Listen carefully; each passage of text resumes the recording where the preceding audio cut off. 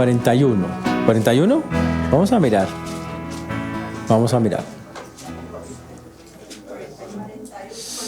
41 están peleando por eso. ¿Qué es esto?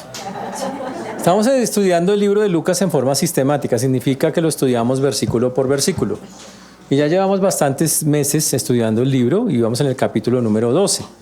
Lo que Lucas nos quiere anunciar, y lo hace de una manera muy clara, es demostrar que Jesús es el Mesías, o sea, el Salvador que estaba esperando la nación de Israel.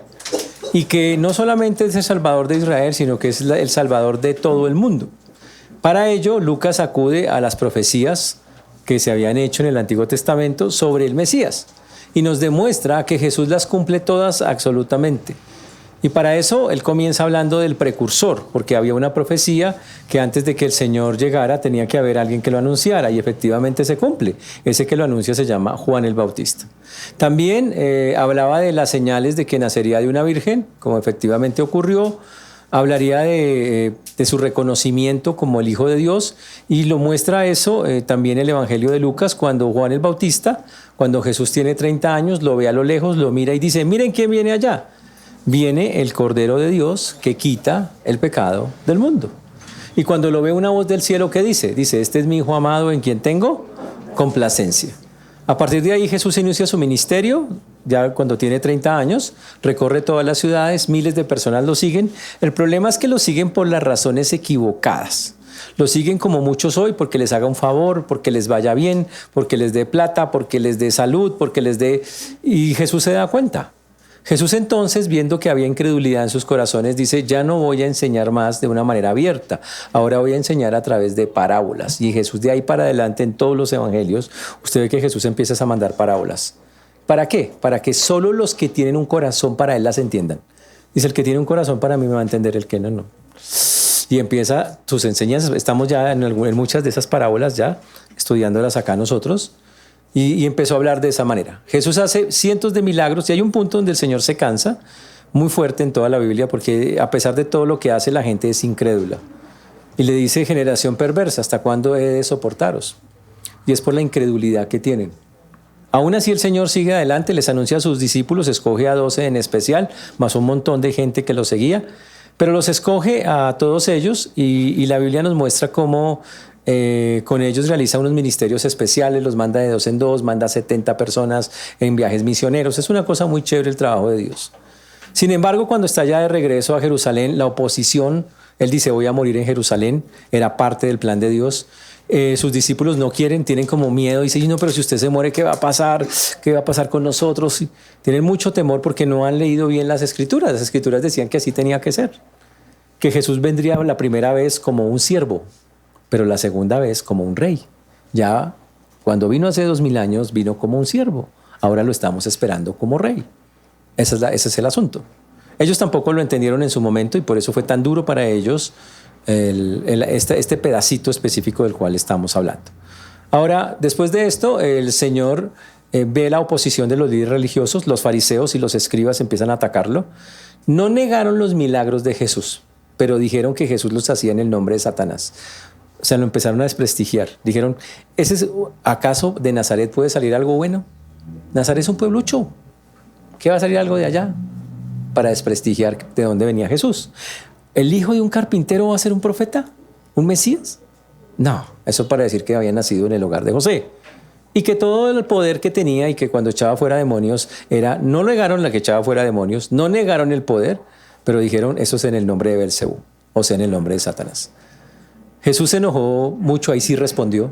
Y cuando dijeron eso, los capítulos de Lucas que hemos venido estudiando, Lucas 11, Lucas 12, nos hablan de que el Señor ya les dice a los fariseos, les dice que tienen una levadura en sus vidas, que ellos son como una levadura que infla las cosas y las daña, pudre cosas. Dice, y le dice a sus discípulos: no se peguen de la levadura de los fariseos, o sea, de las enseñanzas equivocadas de ellos. También les dice que no les tengan miedo, que no se atemoricen de ellos, porque ellos amenazaban que es que nosotros somos el poder, y dijo: no se atemoricen de ellos, solo témanle a Dios únicamente.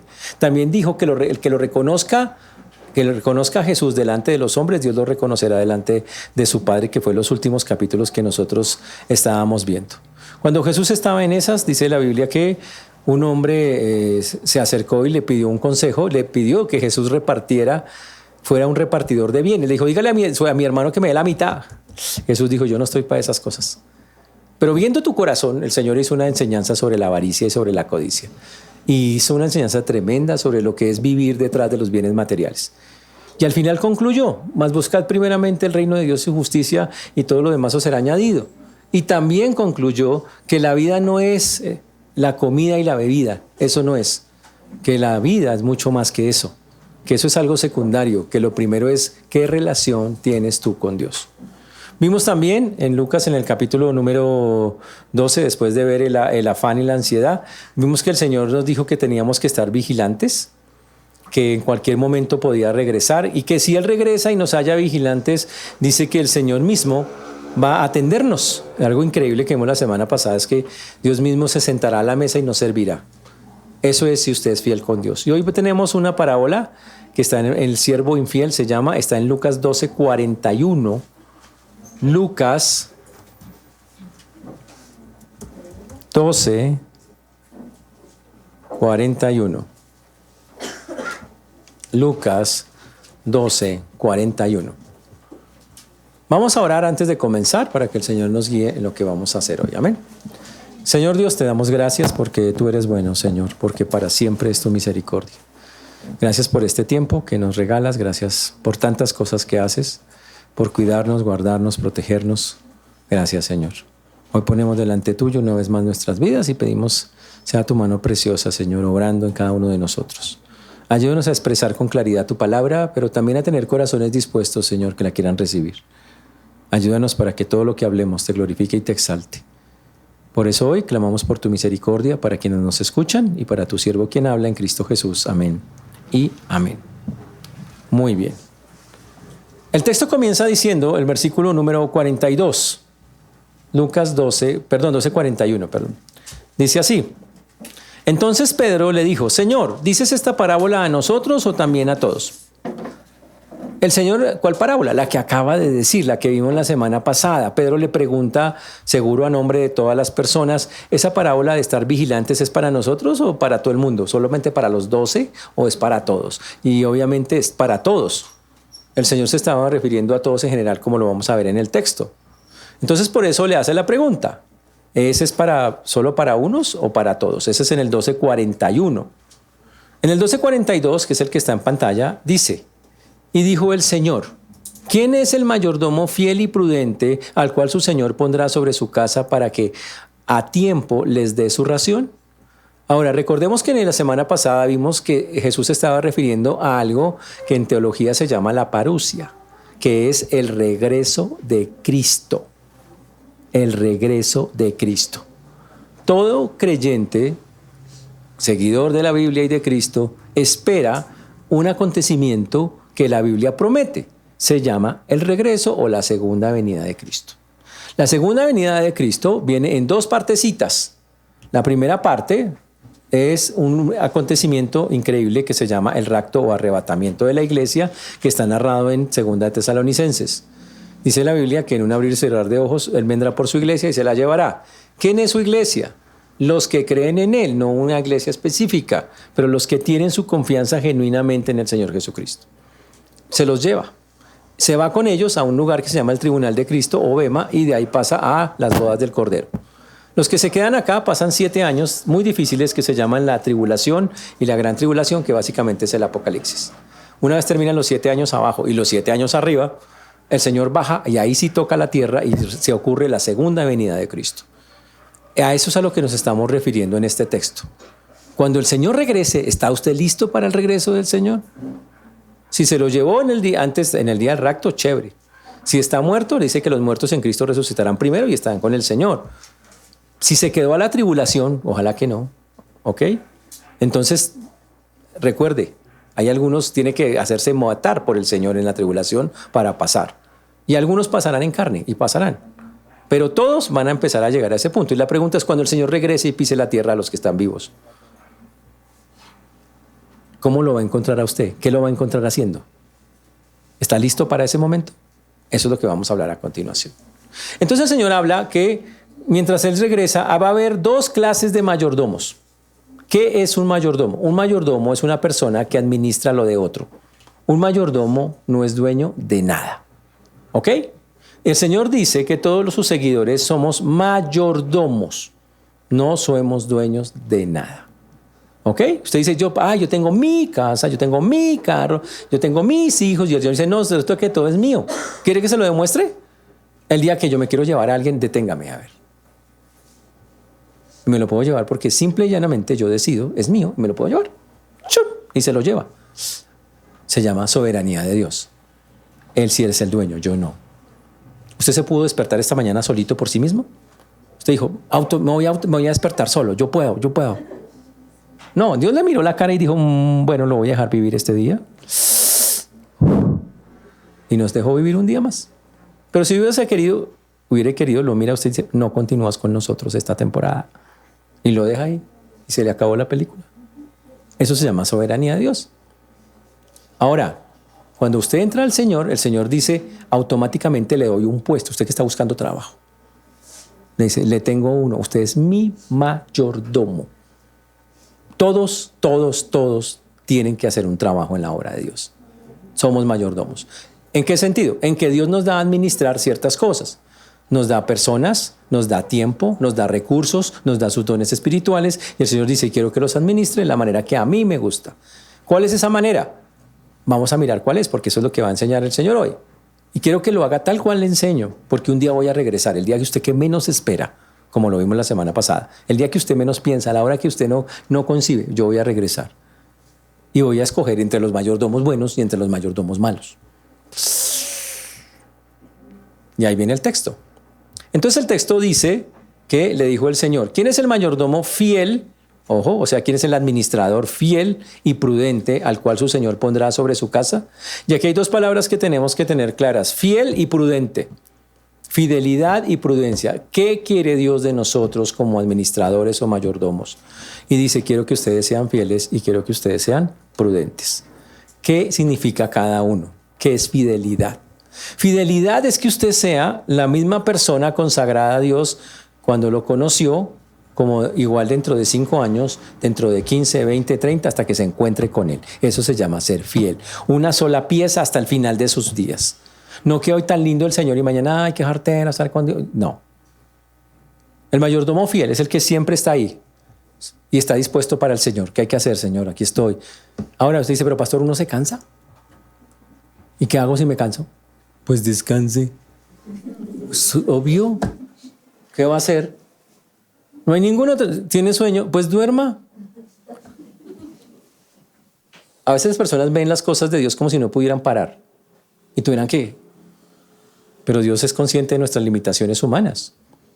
Y el Señor dice, claro, habrá momentos que se canse, pero su corazón sigue intacto, descansa y todavía tiene ese ánimo, esa fidelidad. Quiero estar con Dios y quiero seguirle agradando. Y usted no lo suelta ni por un minuto hasta que termina su vida.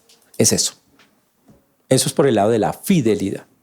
Por el lado de la prudencia se llaman los límites. Significa que usted entiende sus límites y los respeta. Y los límites tienen que ver con sus límites de fuerzas, sus límites hasta dónde habla, sus límites hasta dónde piensa y sus límites hasta dónde actúa. Significa no me meto en la vida de Dios. O sea, prudencia total. Es un siervo que no hace quedar mal a su Señor. Tiene un muy buen testimonio porque piensa bien, habla bien y actúa bien. Conoce sus límites. Es prudente. Y el Señor dice, yo necesito que ustedes sean fieles y prudentes. Eso es lo que necesito. Fidelidad y prudencia. Esas son las dos cosas que él pide.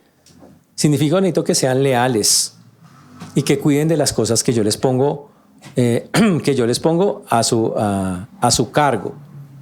Ahora, esas dos características, la fidelidad, es una cosa que Dios demanda a los siervos de Dios. Toda la vida Dios la ha demandado. O sea, no es el primer pasaje donde aparece. Todo el tiempo el Señor dice que si usted es un siervo de Dios o dice que es un siervo de Dios, el Señor espera de usted una absoluta, completa y total fidelidad. Se lo tengo en un versículo que está en 1 Corintios 4:2. Ahora bien, se requiere que los administradores, que cada uno sea hallado fiel. Ahí no dice si a usted le gusta, no, dice necesito que sea fiel conmigo. Significa que nos mantengamos leales a Él. O sea, que se fíe de Dios. El fiel es aquel que tiene siempre en cuenta a Dios y se fía de Dios. Dice, no, con Dios es que lo hago, con Dios es que cuento, con Dios es que ese es el fiel que está hablando ahí. El fiel es el que da alimento. El fiel es el que entiende que hay que ayudar a otros. Porque, ojo, este texto está escrito, cuando dice fiel y prudente, es que yo tengo unos recursos y los uso para lo que mi amo quiere. En este caso, lo que el Señor quiere. ¿Qué quiere Dios? Que demos fruto. ¿Con quién se da el fruto? Con mi vida y con la vida de los demás. Entonces Dios quiere que yo crezca como persona, que sea fiel a Él, pareciéndome cada día más al Señor, y que crezca con los demás, tratándolos como el Señor los trataría, edificándolos, alimentándolos, ayudándolos. Eso se llama fidelidad. ¿Estamos claros? Me imagino que ustedes lo saben porque lo practican todos los días, me imagino, es una cosa que pienso. Ahora dice el Señor en el versículo número 43, bienaventurado aquel siervo, este no es 43, ahí está el 43. Bienaventurado aquel siervo al cual cuando su Señor venga le halle haciendo así. El Señor dice que hay una tremenda bendición para la persona que cuando Él regrese el Señor lo encuentre fiel y prudente. La palabra bienaventurado significa bendecido en gran extremo, pero pilas con lo que usted piensa que es bendición. Uno dice bendición y la persona, uy, casa, carro, beca, viajes. Eso no es bendición en la Biblia. Bendición es que Dios le dé a usted todo lo que necesita para ser una persona cada vez más parecida al Señor. Bendición es que usted vea la mano de Dios en su vida, usted la contemple y usted tenga una cercanía con Él y Dios le siga dando cosas para que crezca en su relación con Él. Esa es la bendición. No plata. No cosas. Esos son, como ya lo vimos la semana pasada, cosas secundarias. Dice que si yo estoy haciendo así, o sea, metido, fiel, y tengo la palabra fiel también significa comprometido. Y aquí tenemos que decir algo. Hay una gran diferencia entre las personas que vienen a cualquier iglesia. Están los fieles, comprometidos, y están los simpatizantes. ¿De cuál de los dos es usted? Le voy a decir lo que es un simpatizante. Un simpatizante es alguien que viene a la iglesia y dice, ay, está bonito, chévere, me gustó la palabra, me gustó eso, pero no quiere pasar de ahí y no tiene intención. Dice, no, yo creo en Dios, y saca esa frase, es que yo creo en Dios a mi manera. Ojalá cuando se encuentre frente a frente con el Señor, porque te tiene que encontrar, todos nos vamos a encontrar con Él, el Señor le valga esa, de a su manera. Porque el Señor enseña en la Biblia que no es a la manera que usted quiera, sino que enseña la forma correcta de la relación con Él. Y resulta que en este texto el Señor dice, bienaventurado que el que cuando yo lo encuentre esté trabajando juicioso, esté haciendo, tenga un compromiso conmigo y se le note que estén cumpliendo la encomienda que le mandé. ¡Wow! Recuerden, nosotros estamos esperando aquí que regrese el Señor, y debe ser uno, como lo vimos la semana pasada, algo normal de un creyente. Señor, yo quiero que vengas. Es más, oramos, decimos que venga tu reino. Estamos orando hasta en el Padre Nuestro así, que venga tu reino. Estamos esperando eso rápidamente. Pero ojo, el Señor no se aguanta que mientras Él viene lo hagamos con tibiezas. Más bien dice, quiero que lo hagan como personas fieles, serias. Y digan, listo Señor, te estamos esperando. Y mientras llegas, yo voy a hacer tu voluntad. Intentar hacerla, practicarla. Ese sería el versículo 43. El 44 dice que cuando eso ocurre, el Señor entonces va a hacer lo siguiente. Cuando Él regrese, va a hacer algo que nos cuesta a nosotros entender a veces. En verdad os digo que le pondrá sobre todos sus bienes. Ahora vamos a imaginar la escena. El Señor regresa, coge su iglesia, 7 años después regresa a la tierra, pisa la tierra. Todos los que están con Él en el cielo bajan con el Señor en un cuerpo glorificado. Los que pasan la tribulación, algunos pasan en un cuerpo humano y se encuentran cuerpos glorificados con cuerpos humanos. Pero ahí dice, y los textos no es el único texto que lo dice, que el Señor entonces, por haber sido fieles, les va a poner sobre todos sus bienes. Significa a administrar cosas que Él tiene. Como es dueño de todo, significa que administraremos cosas. O sea que vamos a trabajar cuando bajemos de allá. Entonces, ¿y cómo qué puestos habrá? ¿Cómo puedo pasar? ¿Dónde se pasan las hojas de vida? No falta la belleza. Y alguien me preguntó, ¿hay peluquerías allá? ¿Se necesita peluqueros o algo así? A ver, No. Esos trabajos que la Biblia dice que habrá, interesante, van a ser, ojo, la recompensa de Dios para todos los prudentes y fieles que lo han estado firmes como siervos de Dios. Va a ser una de las recompensas que Dios da. Eso es una cosa increíble. ¿En qué? No sabemos porque la Biblia no dice, solo dice que lo va a ver, pero no sabemos en qué. ¿Ok? Pero esa es una de las recompensas. ¿Pero qué? ¿Cómo decide los puestos?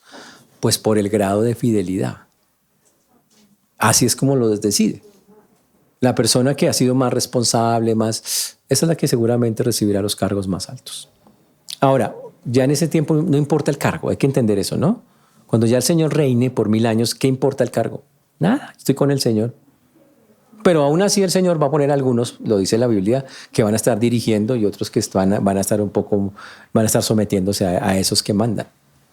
Está bien, súper. Pero aquí dice, lo pondrá sobre todos sus bienes. ¿Cuándo? Cuando regrese. Cuando regrese. Esa será la consecuencia del servicio fiel.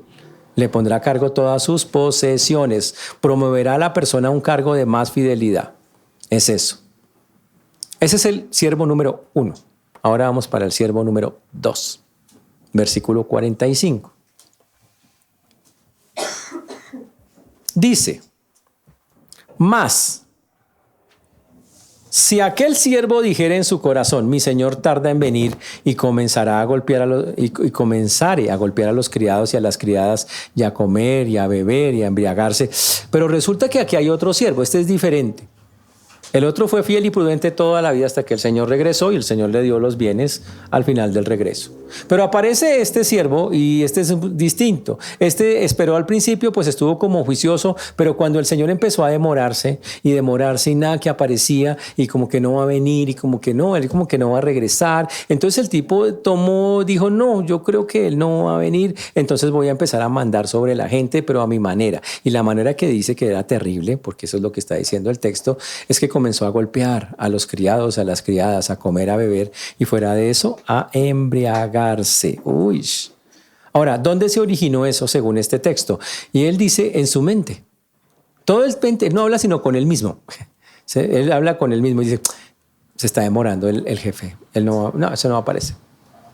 Yo creo que más bien voy a empezar a arreglar las cosas como yo pienso que hay que arreglarlas.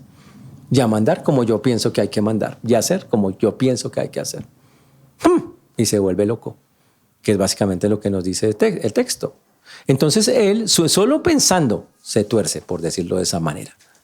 Y algo terrible. La Biblia dice que eso es normal que pase cuando las personas realmente no son buenos siervos. En el libro de Segunda de Pedro 3:4, voy a ponerlo acá, dice que eso iba a pasar. Pedro advierte, hizo una profecía, dijo algo va a pasar en el futuro. Miren lo que dijo Pedro. Pedro dijo, sabiendo primero esto, que en los postreros días vendrán burladores andando según sus propias concupiscencias. Que esa es la primera parte, es el versículo 3, Segunda de Pedro 3:3. Y el versículo número 4 aclara exactamente a qué se refiere. Segunda de Pedro 3:4. ¿Qué dice? Y diciendo, ¿dónde está la promesa de su advenimiento? Porque desde el día en que los padres durmieron, todas las cosas permanecen así como desde el principio de la creación. Traducido, lo que está diciendo Pedro acá es, va a haber en el futuro, esto está escrito hace 2000 años, Pedro escribe, mire, los tiempos finales, ¿quieres saber qué son los tiempos finales? Van a haber personas que dicen, no va a volver, Jesús no va a volver. Y va a haber personas preguntando, ¿dónde está Jesús que dijo que venía? La promesa de su advenimiento es la promesa de su regreso. Y él dice, ¿dónde está que iba a volver y nada que aparece? Significa son esas personas que ven los afiches a veces que dicen Cristo viene pronto y dicen, yo no creo que venga pronto. Ni va a venir siquiera. Son los que dicen, eso no es verdad, eso es un mito. Y dice la Biblia que en los postreros días muchos dudarán del regreso de Cristo. Aunque dicen que creen en Dios, pero durarán del regreso de Cristo. Y ahí está el texto. Entonces el texto dice que lo van a decir en esa manera, diciendo que ¿dónde está? Que mire, las cosas no han cambiado nada, están igual que hace tiempos. O sea que él no ha venido a nada ni va a aparecer. Este siervo obviamente es un incrédulo. Es una persona que se autoconvence de sus propias ideas, que piensa que porque el Señor no ha aparecido en un tiempo, no va a aparecer. Sigue sus propios pensamientos y sus propias líneas. Ese es el punto. Pero también dice la Biblia que cuando empieza a mandar por su propia cuenta, por creer que no va a venir, se vuelve violento. Y empieza a golpear a sus compañeros de servicio, a las criadas, a los criados. ¡Wow! Y empieza a demostrar que no tenía ninguna integridad con el Señor. Pero peor, dice que el tipo se vuelve licencioso. ¿Sabe qué significa eso? Empieza a comer, beber y embriagarse. Y empieza el tipo en los vicios. No, el jefe no viene, yo estoy ganándome la plata, yo mando sobre todo, pues ahora como, bebo, me embriago, hago como quiera. Abuso de autoridad lo podríamos llamar. Ahora, ¿esa es la manera en que un siervo tiene que comportarse cuando se le da la autoridad? No. ¿Y cuál es la manera? La Biblia tiene varios pasajes que lo aclaran muy puntualmente. Voy a usar uno para mirar cómo tiene que realmente vivir alguien que dice que ama a Dios. Se aplica para todos. En el contexto está como para alguien que está pastoreando una iglesia, que está al frente, pero su aplicación es universal. Está en 1 de Pedro 5:1 al 3, que nos dice cómo es que uno tiene que manejarse cuando Dios lo da a administrar algo. Sobre todo en el 5:2. En el primer versículo 1 dice Pablo, ruego a los ancianos, 1 de Pedro 5:1, dice, ruego a los ancianos que están entre vosotros, yo anciano también con ellos y testigo de los padecimientos de Cristo, que soy participante de la gloria que será revelada. Ese es el versículo número 1. ¿Ok? Entonces Pedro dice, yo soy anciano también, eso significa no que sea viejito, sino que él era un pastor. Dice, yo de pastor, yo también soy un anciano y como anciano que ha sufrido los padecimientos de Cristo. Entonces, quiero decirles lo siguiente, así se maneja uno como un siervo fiel. ¿Cómo es? Y eso aplica para todos y les voy a explicar cómo se aplica. Primeras instrucciones. Dice, apacentad la grey de Dios que está entre vosotros. La palabra apacentar es pastorear el rebaño, significa cuidar del rebaño. ¿Ok? Y cuando hablamos de cuidar del rebaño, estamos hablando de un pastor que lleva, por ejemplo, a las ovejas a buenos pastos, que les da alimento, que se preocupa, oiga, que van a recibir ellos. Apacentar es pastorear, cuidar. La persona que realmente sirve a Dios tiene que cuidar a la gente que Dios le pone al lado. Si usted tiene un amigo en su empresa, en su colegio, en su universidad, la Biblia dice su obligación como siervo fiel y prudente es apaciéntelo. ¿Qué necesita? Llévelo a los lugares donde él puede crecer, donde él puede... Eso es apacentar. Por eso se aplica a todos nosotros. Por eso dice apacentad la grey de Dios.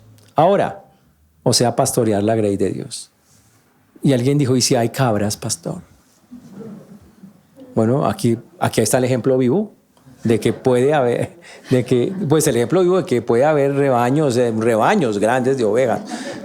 Y siempre entre las ovejas habrá cabras y lobos. Siempre es que eso es normal, o sea, no tendría sentido. Así es como el Señor lo explica también. Él dice que hay que cuidar una cosa que se llama la grey de Dios. La palabra grey es una palabra que traducida al español suena muy fuerte, pero en el original significa el rebañito de Dios. O sea, las ovejitas de Dios. Cuide las ovejitas de Dios.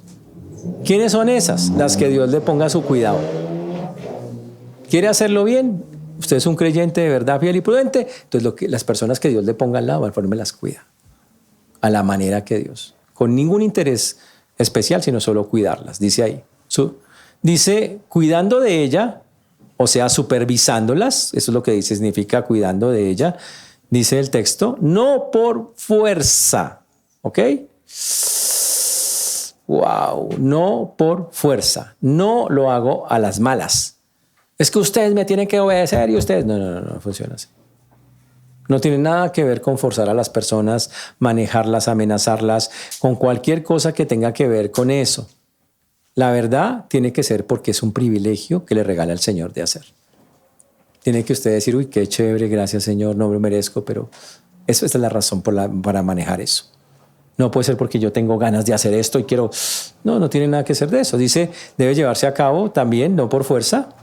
Debe llevarse a cabo también con desinterés. Dice, no por ganancia deshonesta. No puede ser porque usted piense que a través de estar al frente en un ministerio usted va a hacer plata. Y yo sé que hay muchos, tristemente, hoy que venden el evangelio y que le prometen y le dicen, pacte con Dios para que Dios le dé al 100, al 1000, o promoción, al 2000 hoy. Tenemos una promoción. ¿Desde cuándo Dios es un traficante o un banco para estar haciendo esas vainas? Nunca. Uno le da a Dios porque es Dios y punto, sin esperar nada a cambio. Por desgracia, muchos utilizan la fe para enriquecerse.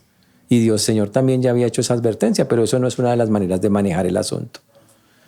La ganancia, no debe haber ningún intento de ganancia, ni económica ni de ningún otro tipo, con las personas que están al cuidado. Debe tener la vista puesta en hacer su trabajo, el que Dios le ha mandado. Y dice que tiene que ser con ánimo pronto. Con ánimo pronto significa que tiene que ser ya, que si Dios le ha dicho a usted, oiga hermano, empiece a discipular a una persona o ayude a esta persona, hágalo ya. ¿Qué está esperando para hacer eso? ¿Qué tiene que pasar? ¿Que venga Dios y baje un angelito y le venga un mensaje, hijo, muévate, momia, algo así? No, ya. Ánimo pronto es, dijo, hago, no me espero, hago, porque Él me está exigiendo que haga esto ya. Ese es el ánimo pronto. Dice también el versículo 3 de ahí mismo, de 1 de Pedro 5, el versículo 3, que es la otra parte que lo complementa, no como teniendo señorío sobre los que están a nuestro cuidado, sino siendo ejemplos de la grey. ¿Qué es tener señorío? Creerme el dueño de la gente. No como diciendo, usted hace esto, y usted esto, y usted esto, y usted esto, y usted... No. No tiene nada que ver con eso. Simple y llanamente haciendo la voluntad, llevando a las personas a que sirvan a Dios, pero no como queriéndome dueños de ellos. ¡Wow! Eso es algo bien interesante con respecto a eso. Sino más bien, dice acá, en lugar de tener señorío, sino siendo ejemplos de la grey. Significa dándole un buen ejemplo de cómo se sirve, de cómo se hace, de qué es lo importante, enfatizando la vida con Dios. Esa es la manera en que un siervo es fiel y prudente. ¿Está claro, hermanos? O sea, es un modelo a seguir. Ahora, cuando una persona decide no ser un siervo fiel y prudente, aunque diga que está con Dios, corre un terrible riesgo que advierte el Señor en el versículo 46 de Lucas, obviamente 12:46. Ahí lo voy a colocar. Este es el riesgo. Vendrá el Señor de aquel siervo en el día que no espera, a la hora que no sabe, y le castigará duramente y le pondrá con los infieles. Ahora imagínense la sorpresa de este hombre que estaba haciendo ya, pegándole a la gente, tomando, bebiendo, y de pronto un día el jefe está en la puerta. Y a eso es lo que se refiere Jesús. Un día yo voy a regresar. Y espero que ustedes estén haciendo lo que yo les dije que hicieran. Eso es lo que ese es el llamado que Él está pidiendo. Ahora, que estemos juiciosos en ese asunto. Pero más interesante todavía, Él dice, eso confirma algo. Nadie sabe el día ni la hora. El día que usted escucha a un hombre decir, Jesús va a regresar el domingo a las 4 de la tarde, perdió. Esa es una secta. Nadie puede profetizar eso. Nadie, jamás. Jesús le preguntaron, ¿cuándo será eso? Y Jesús dijo, solo mi Padre que está en los cielos lo sabe. Y es cierto, solo Él lo sabe. Y claro, no falta la belleza toda que se pone a pensar, ¿y si Jesús es Dios, cómo es que no lo sabía? Luego Él no sabe todo también, ¿no es Dios? Pues obvio, pero recuerden que Jesús es 100% hombre, 100% Dios. En su humanidad, que fue la que vivió acá, 100% hombre, no sabía. Era un misterio, dependía totalmente del Padre como cualquiera de nosotros. En su divinidad, sí sabía. Contestó en su humanidad, no sé, y es verdad, no estaba mintiendo. En su humanidad.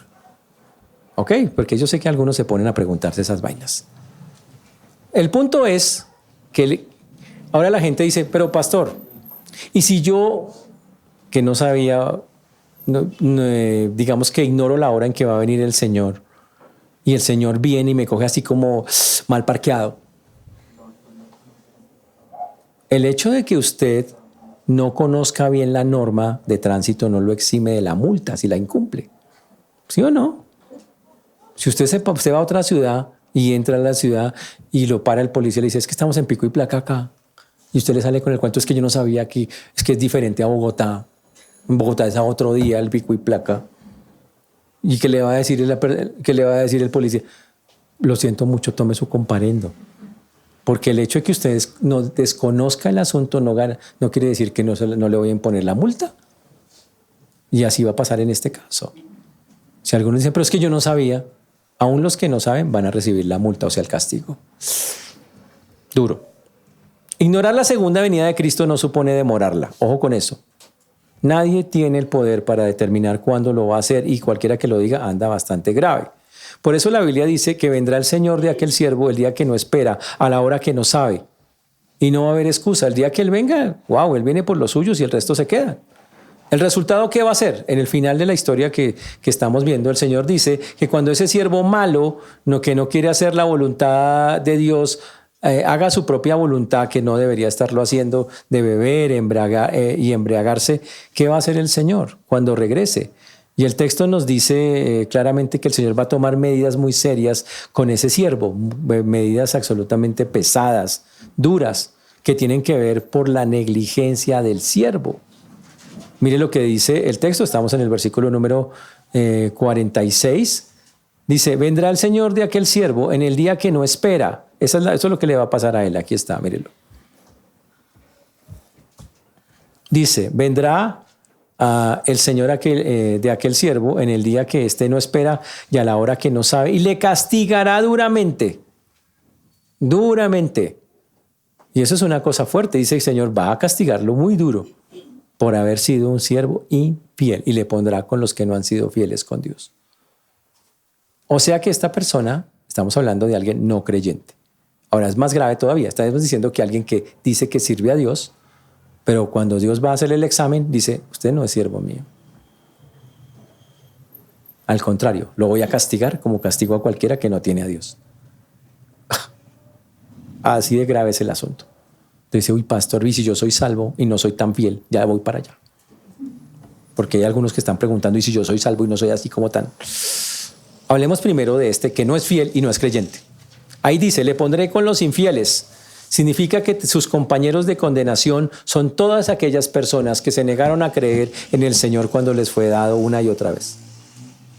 Y cuanto mayor sea su incredulidad, su castigo será mayor, que es lo que el Señor quiere aclarar más adelante. Póngale cuidado acá a este texto. Difícil. Versículo 47. Aquel siervo que conociendo la voluntad de su Señor no se preparó ni hizo conforme a su voluntad, recibirá muchos azotes. Wow. Usted dice, ¿cómo así? ¿Le van a pegar más duro a unos que a otros? Estamos hablando de alguien que es impío. ¿A dónde va la persona que va sin Dios finalmente y muere sin Él? Al infierno. Entonces eso nos surgió una pregunta. ¿En el infierno hay castigos más fuertes para unos que para otros? O sea, ¿le suben a la llama? ¿Hay llamas más alticas para unos que para otros? Y la respuesta desde la Biblia es sí. El Señor en varios textos usa la frase, habrá mayor condenación para, dando a entender que el castigo sobre ciertos pueblos va a ser más duro que sobre otros pueblos. Él dijo que era mayor condenación sobre Israel que sobre Sodoma y Gomorra. Porque Israel, Dios fue en persona. Y como sabían más y el Señor hizo más cosas allá y se presentó, ellos eran más responsables de lo que hicieron. O sea que al que más sabe, más se le va a demandar. Entonces, si una persona conoce más y más y aún así se cierra más, a ese el castigo es más fuerte. Eso es lo que está diciendo el asunto. Están como pensativos ustedes. ¿Yo clasifico ahí? ¿Está hablando a mí? ¿Seré yo maestro? Dice que aquel que no se preparó recibirá muchos azotes. Pero mire el otro. Aquí viene otro. Versículo 48. Pero ¿qué tal si una belleza dice, es que la verdad yo no sabía, a mí no me habían dicho. Mas él que sin conocerla, es que yo no sabía cuál era la voluntad de Dios. Es que la verdad nunca lo busqué. Yo no tenía ni idea de eso, de que el Señor quería que fuera siervo, que de verdad uno tenía que ser un siervo de Él y todo. Yo no tenía ni idea. Y vuelvo y repito, ¿el no conocer la ley lo exime del castigo de la ley? No. Y ahí está el texto. Mas el que sin conocerla hizo cosas dignas de azote será azotado poco. No dice que no le van a azotar, le dice que le van a dar un poquito menos, pero será azotado. Porque todo aquel, y aquí viene la frase para nosotros, aquel que se le haya dado mucho, mucho se le demandará. Y al que mucho se le haya confiado, más se le pedirá. Ahora déjeme traducirle eso de una manera más cruel. Entre más responsabilidades una persona asuma con Dios, más tiene que ser fiel y Dios un día va a decirle, deme cuentas de eso. Literal. Ahora, si la persona no es creyente, ¡wow! Su castigo será mayor por asumir un montón de responsabilidades que nunca tuvo que haber asumido con Dios. Y que las hizo por los motivos completamente equivocados. Durísimo eso. Eso es lo que está diciendo el texto. Y en base a que el Señor lo va a castigar. Dijo, tenías un montón de responsabilidades, tenías que haber hecho, y conociendo tanto, ahí dice conocer, no dice que creyó, dice que conoció. Hay diferencia entre conocer y creer. Yo puedo conocer a una persona, pero yo no le creo a esa persona. Yo sé quién es, pero yo no le creo. Eso es diferente. Estos conocían al Señor, pero no creían en Él. Y el Señor dice, tú sabías quién era yo, tú sabías mis cosas, leíste, miraste, hasta hablaste, tal vez hasta predicaste. Y como dice el Señor en otro pasaje, que alguien le dice, pero Señor, en tu nombre echamos fuera demonios, en tu nombre hablamos en lenguas, en tu nombre. Y el Señor dice, yo no sé quiénes son ustedes, no tengo ni idea quiénes son ustedes. Apartados de mí, hacedores de maldad.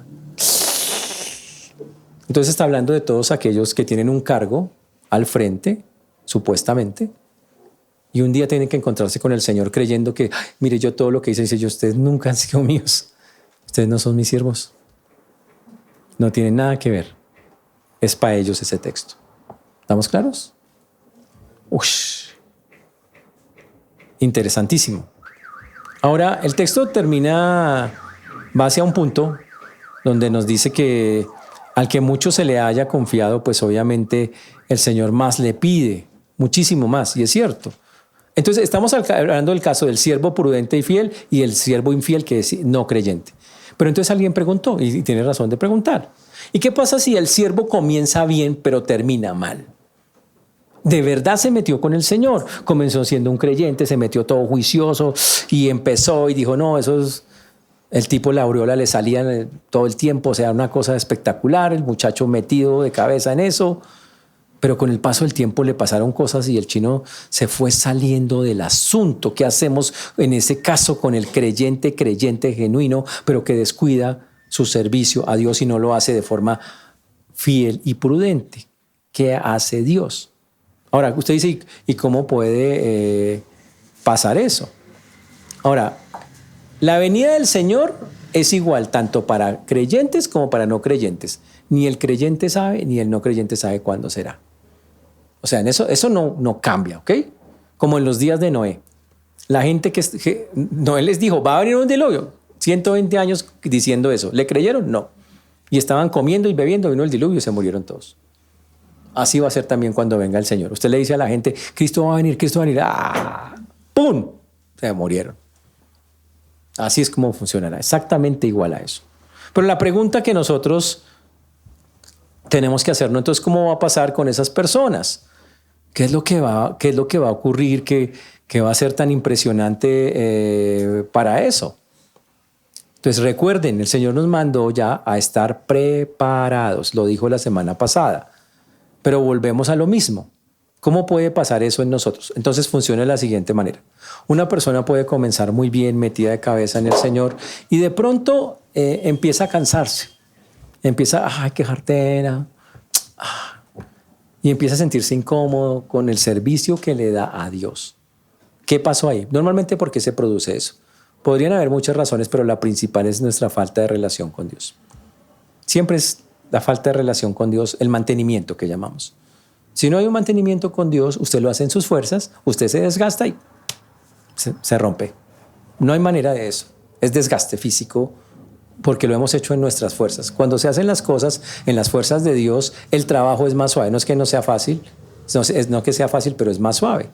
Solo para que me entiendan lo que estoy diciendo es, dígame la fecha de vacaciones de Pablo. Bueno, está bien, la de Pedro. ¿Cuántas vacaciones tomaba al año Pedro? ¿Y cuántas tomaba Juan? ¿Y cuántas tomaba los que servían en la Biblia? ¿Cuántas tomaron? Seguro descansaban, pero la verdad eso no era ni una prioridad ni nada de eso. ¿Qué pasaba ahí? Es que no sé, ¿acaso no se cansaban esos muchachos? Claro, seguramente. Pero el principio general que ellos expresan es que su descanso está en el Señor, que la fuerza para seguir haciendo lo que tienen que hacer está en Dios. Esa es la línea que ellos manejan. Y solo con la relación con Dios es que uno se puede sostener. De lo contrario, se va a totear en algún momento. Entonces puede que una persona haya comenzado muy bien, esté ahí y empiece a cansarse. Dios le dé dones, talentos, habilidades, la persona los ejercite muy bien, pero de pronto esa persona se cansa y dice, ay, pierde el enfoque. Y el enfoque puede ser, yo todo lo que hago y no recibo nada. No, yo voy a empezar a hacer mis cosas. Y voy a hacer esto para que la gente me reconozca. Y voy a hacer esto para que la gente me aporte. Y voy a hacer esto para que la gente me... Y empezó a pensar en sí mismo y se empezó a desviar. Eso puede pasar y a veces tristemente pasa. Y cuando menos se da cuenta, la persona es totalmente egocéntrica, ya dejó en su mente ese deseo de quiero servir limpiamente a Dios y ahora voy a servir cuando me convenga y cuando esto me aporte algo, cuando esto me dé algo para tal cosa. Entonces ahí me voy a meter a servir. Ahí perdió. Ya se desvió el enfoque de eso. ¿Qué le espera a una persona así? Y entonces viene el punto. La Biblia habla de algo que se llama disciplina de Dios. ¿Dios lo va a mandar al infierno? No, porque si es un creyente de verdad no lo va a mandar. Pero ¿qué le queda a esa persona, a ese siervo? Pues el trato de Dios. Ahora, ¿cambia la regla? No, porque sabe mucho. Ese sí que sabe harto. Entonces Dios le va a demandar más porque sabe más. Por eso la Biblia dice, no os hagáis maestros muchos de vosotros. No se hagan, no, es que yo soy súper maestro. No haga un juegue a eso. Porque entre que más sabe, más se le demanda. Ese es el punto.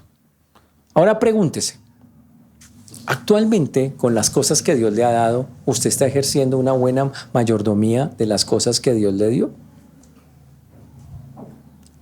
Pregunta más capciosa.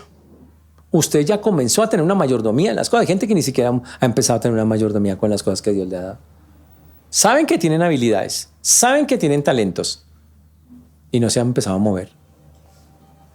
Están como para mandarlos a Egipto, allá con las pirámides, donde están las momias así todas. Ahí.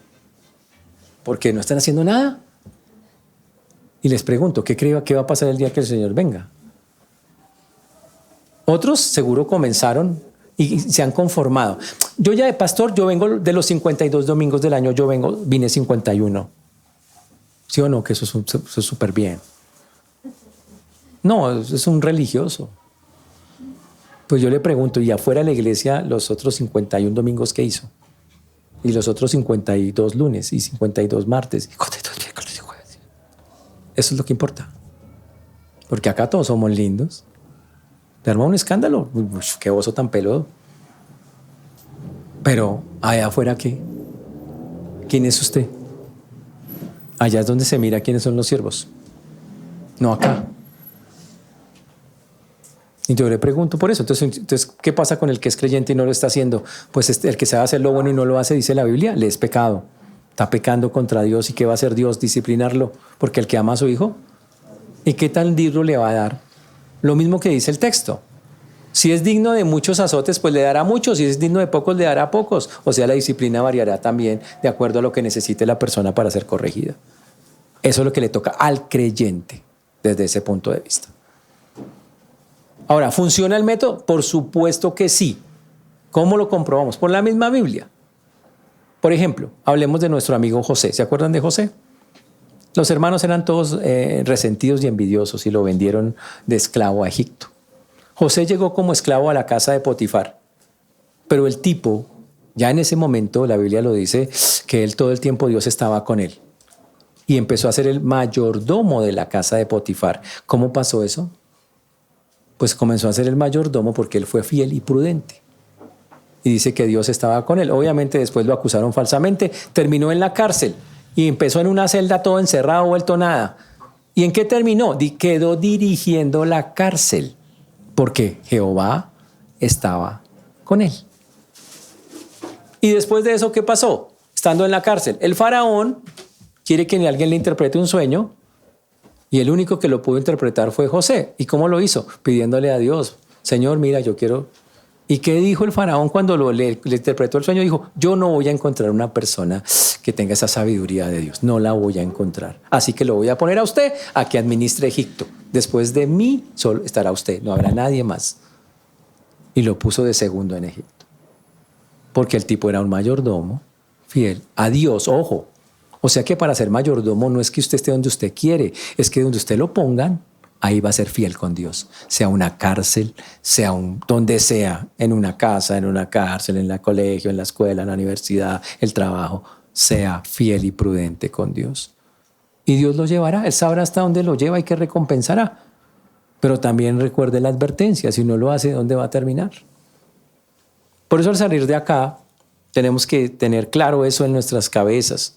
Estar pensando, estoy haciendo lo que el Señor me está diciendo, ya estoy haciendo lo que el Señor nos dijo que teníamos que estar haciendo. Yo ya estoy haciendo de verdad el trabajo o ni siquiera he empezado. ¿Está administrando de manera correcta los bienes que Dios le puso a su cuidado? Eso es tiempo, dones, talentos, todo eso. ¿Lo está haciendo?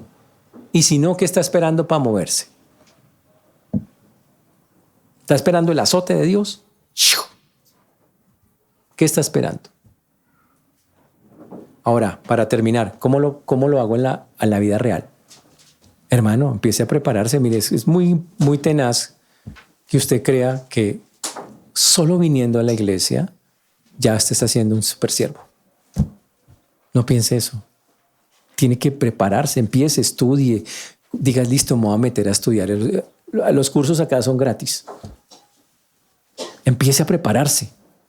Empiece a decir, listo, ¿en qué me meto, Señor? Ayúdame a que yo crezca, a que yo haga lo que tenga que hacer. Estudio en el seminario.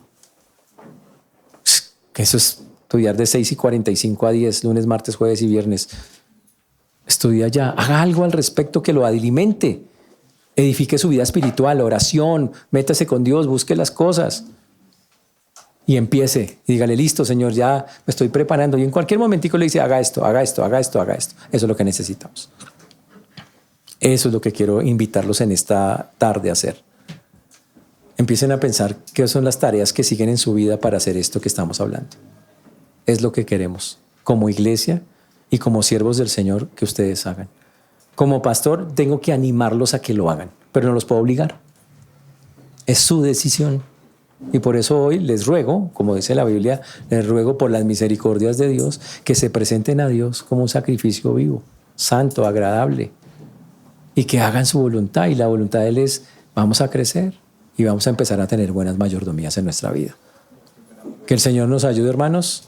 Vamos ahora a ponernos de pie y a orar para terminar.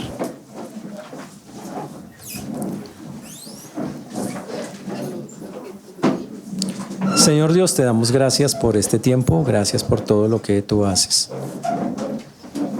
Gracias por tu mano preciosa y maravillosa, gracias porque solo tú y nadie más que tú es quien hace y quien obra. Por eso a ti la gloria y la honra y la alabanza damos, Señor. Perdónanos porque muchas veces no somos buenos mayordomos de todos los recursos que nos has dado, Señor. Tu llamado, Señor, es un llamado grande, especial. Es un llamado, Señor, a que nosotros de verdad entendamos que tenemos que servirte y hacerlo de la manera correcta. Por eso, Señor, tú que un día nos llamaste, como dice la canción, tú que un día nos pusiste, Señor, en este camino, te rogamos y te suplicamos, Señor, que puedas, Señor, seguir ayudándonos a crecer, colocando en nuestros corazones lo que hace falta y haciendo que nosotros también estemos trabajando en aquello que nos va a ayudar a poder servirte como la Biblia pide. Ayúdanos a recordar esas palabras, Señor, de fidelidad y prudencia tan necesarias cuando te servimos a ti. Y bendice, Señor, tu palabra que hemos hablado hoy en tu nombre, en Cristo Jesús. Amén.